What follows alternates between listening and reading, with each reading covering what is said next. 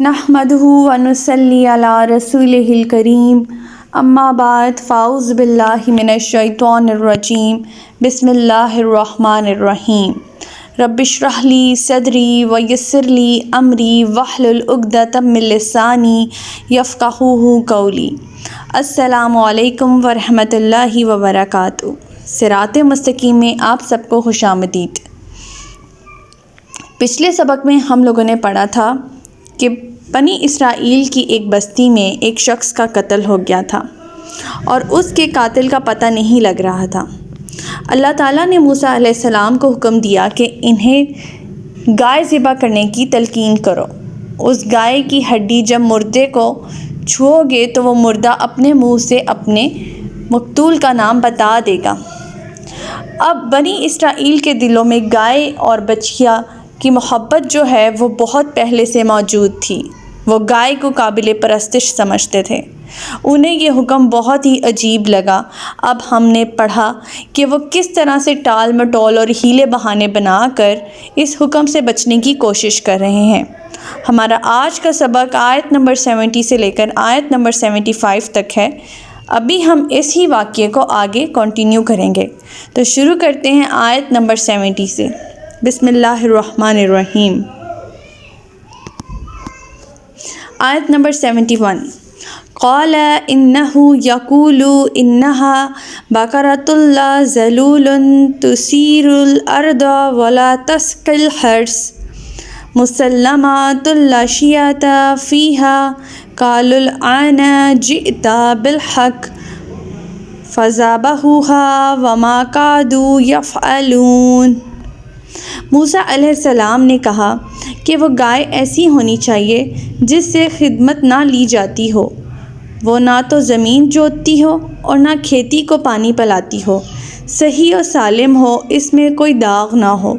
وہ کہنے لگے موسیٰ علیہ السلام اب تم نے ٹھیک ٹھیک پتہ بتلا دیا۔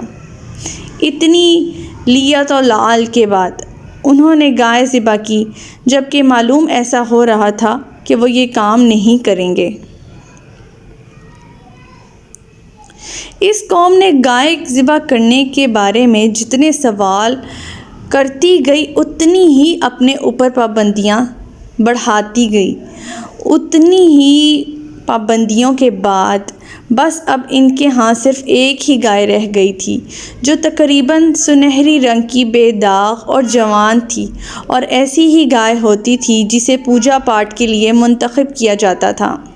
اب ایک تو انہیں اپنے معبود کشی کی ذہنی خوف تھی، دوسرا یہ کہ جس شخص کی یہ گائے تھی وہ ایک بہت ہی نیک بخت آدمی تھا جو اپنی ماں کی بہت خدمت کرتا تھا۔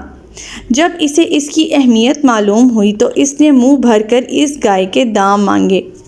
اس کی قیمت یہ ٹھہری کہ گائے کو ذبح کرنے کے بعد اس کی کھال میں جتنا سونا آئے گا وہ اس کی قیمت ہوگی۔ چنانچہ ان لوگوں کو وہ قیمت ادا کرنی پڑی۔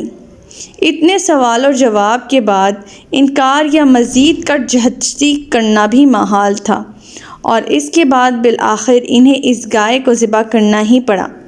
حالانکہ اگر وہ اللہ تعالیٰ کے پہلے حکم پر ہی گائے ذبح کرنے کو آمادہ ہو جاتے تو وہ تو کوئی بھی گائے ہو سکتی تھی جسے یہ ذبح کر سکتے تھے۔ آیت نمبر 72۔ وَإِذْ قَتَلْتُمْ نَفْسًا فَادَّارَأْتُمْ فِيهَا وَاللَّهُ مُخْرِجٌ مَا كُنْتُمْ تَكْتُمُونَ۔ اے بنی اسرائیل، وہ واقعہ بھی یاد کرو جب تم نے ایک آدمی کو مار ڈالا تھا، پھر تم یہ الزام ایک دوسرے کے سر پر تھوپ کر جھگڑا کر رہے تھے، اور جو کچھ تم چھپانا چاہتے تھے اللہ اسے ظاہر کرنے والا تھا۔ آیت نمبر 73۔ فَقُلْنَا اضْرِبُوهُ بِبَعْضِهَا كَذَلِكَ يُحْيِي اللَّهُ الْمَوْتَىٰ وَيُرِيكُمْ آيَاتِهِ لَعَلَّكُمْ تَعْقِلُونَ۔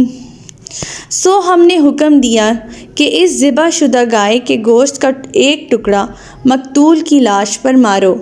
چنانچہ مقتول نے بول کر اپنے قاتل کا پتہ بتا دیا۔ اللہ تعالیٰ اسی طرح مردوں کو زندہ کرے گا اور تمہیں اپنی نشانیاں دکھاتا ہے تاکہ تم سمجھو۔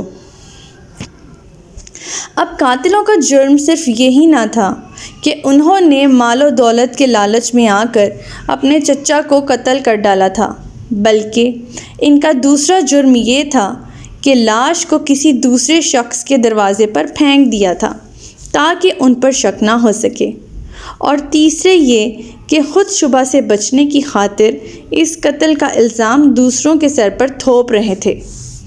گائے ذبح ہونے کے بعد اس کے گوشت کا ایک ٹکڑا لے کر اس مقتول کی میت پہ مارا گیا تو اس کے زخم سے خون بہنے لگا، جسم میں زندگی کے آثار پیدا ہو گئے، اور اس لاش نے بول کر قاتل یا قاتلوں کا نام اور پتہ بتا دیا۔ اس کے بعد پھر اسے موت طاری کر دی گئی۔ اس طرح جن جرائم کو یہ قوم چھپائے رکھنا چاہتی تھی، اللہ تعالیٰ نے انہیں ظاہر کر دیا۔ چنانچہ قصاص میں یہ دونوں بھتیجے مارے گئے اور انہیں اپنے چچا کے ورثہ میں سے بھی کچھ نہ ملا۔ اس واقعے سے کئی امور کا انکشاف ہو گیا۔ مثلاً یہ گائے بالکل اسی قسم کی تھی جسے یہ معبود سمجھ کر اس کی پوجا کرتے تھے، اور یہ گائے ذبح ہوتے وقت اپنے آپ کو بھی نہ بچا سکی تو بھلا دوسروں کا کیا بگاڑ یا سنوار سکتی تھی۔ پھر ذبح کرنے والوں کو نہ ذبح سے پہلے کچھ نقصان پہنچا اور نہ ہی ذبح کے بعد۔ جس بات کو یہ لوگ چھپائے رکھنا چاہتے تھے، اللہ تعالیٰ نے اس طریقے سے اسے ظاہر کر دیا۔ اور نمبر 3، انہیں یہ یقین ہو گیا کہ اگر اللہ تعالیٰ اتنے دنوں کے بعد اس لاش کو زندہ کر سکتا ہے تو ہمیں بھی دوبارہ زندہ کر کے ہمارا محاسبہ کر سکتا ہے روز قیامت۔ آیت نمبر 74۔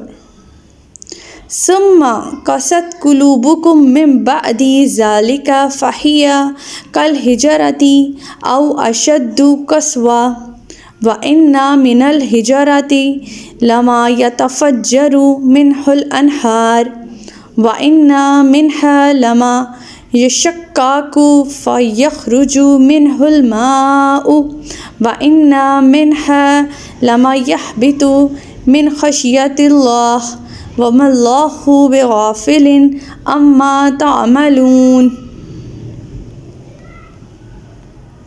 پھر تمہارے دل سخت ہو گئے، اتنے سخت جیسے پتھر ہوں یا ان سے بھی سخت تر، کیونکہ پتھروں میں سے تو کچھ پتھر ایسے بھی ہوتے ہیں کہ ان سے نہریں پھوٹ نکلتی ہیں، اور کچھ ایسے ہوتے ہیں جو پھٹ جاتے ہیں تو ان سے پانی نکلنے لگتا ہے، اور کچھ ایسے ہیں جو اللہ کے ڈر سے لرز کر گر پڑتے ہیں، اور جو کچھ کرتوت تم کر رہے ہو اللہ اس سے بے خبر نہیں۔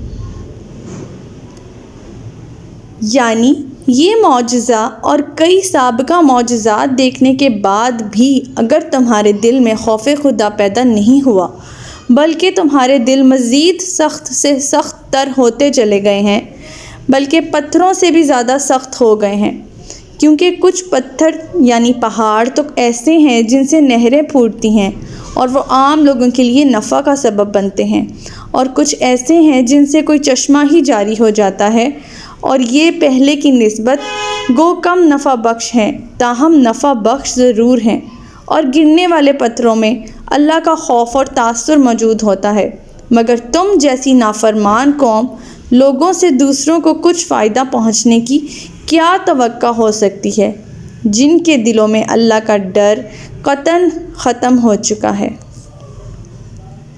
اللہ تعالیٰ یہاں بنی اسرائیل کے سخت دلوں کی وضاحت کرتے ہوئے فرماتے ہیں کہ ان کے دل اس قدر سخت ہو گئے ہیں، وہ گائے والا معجزہ اور سابقہ سارے معجزات دیکھنے کے بعد تو انہیں اللہ تعالیٰ پر ایمان لے آنا چاہیے تھا، اللہ تعالیٰ کے احکامات کی پیروی کر لینی چاہیے تھی، اللہ تعالیٰ سے کیا گیا عہد نبھا لینا چاہیے تھا، لیکن ان کے دل تو مزید سخت ہو گئے ہیں، اتنے سخت کہ پتھروں سے بھی زیادہ سخت۔ آیت نمبر 75۔ افتطمعون ان یؤمنوا لکم وقد کان فریق منہم یسمعون کلام اللہ ثم یحرفونہ من بعد ما عقلوہ وہم یعلمون۔ مسلمانوں، کیا تم ان یہود سے یہ توقع رکھتے ہو کہ وہ تمہاری خاطر ایمان لے آئیں گے؟ حالانکہ ان میں سے ایک گروہ ایسا ہے جو اللہ تعالیٰ کا کلام سنتے ہیں، پھر اس کو سمجھ لینے کے بعد دیدہ دانستہ اس میں تحریف کر ڈالتے ہیں۔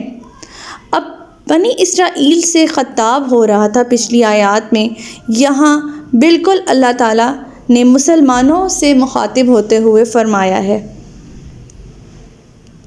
وہ کیا کرتے تھے کہ وہ اللہ تعالیٰ کے کلام میں تحریف سے کام لیتے تھے، اللہ تعالیٰ کے احکامات کو چھپا دیتے تھے۔ نبی آخر زمان صلی اللہ علیہ وسلم سے متعلقہ آیات کو چھپانا اور ان میں تحریف کرنا ان کا معمول ہی بن چکا تھا۔ یہ خطاب دراصل مدینے کے سادہ دل اور نئے مسلمانوں سے ہے، جو یہود سے کئی بار یہ سن چکے تھے کہ ایک نبی آخر الزمان صلی اللہ علیہ وآلہ وسلم آنے والا ہے، اور وہ جو لوگ ان کا ساتھ دیں گے وہ ساری دنیا پر چھا جائیں گے۔ اب یہ لوگ تو ایمان لے آئے، مگر یہود نے یہ کام کرنا شروع کر دیا کہ تورات میں جو حلیہ نبی آخر الزمان صلی اللہ علیہ وآلہ وسلم کا مذکور تھا اس میں تحریف کر ڈالی، اور ایمان نہ لانے کی وجہ یہ بتائی کہ اس کا حلیہ تورات میں مذکورہ حلیہ سے مختلف ہے۔ اندازہ لگائیں ان لوگوں کی سرکشی کا۔ اللہ تعالیٰ ہمیں ایسے منافقت ہونے سے بچائے، اللہ تعالیٰ ہمیں ان کے شر سے بچائے۔ تمام مسلمانوں کو جو آج کل ان کے شر میں آئے ہوئے ہیں، اللہ تعالیٰ انہیں نجات دیں اس ظالم قوم سے، اس سرکش قوم سے۔ آمین ثم آمین۔ آج کا سبق یہیں تک تھا۔ اللہ تعالیٰ سے دعا ہے کہ اللہ تعالیٰ ہمیں عمل کرنے کی توفیق عطا فرمائے قرآن کے احکامات پر، اور ہمیں استقامت عطا فرمائے۔ سبحانک اللہم و بحمدک استغفرک و اتوب الیک۔ السلام علیکم ورحمۃ اللہ وبرکاتہ۔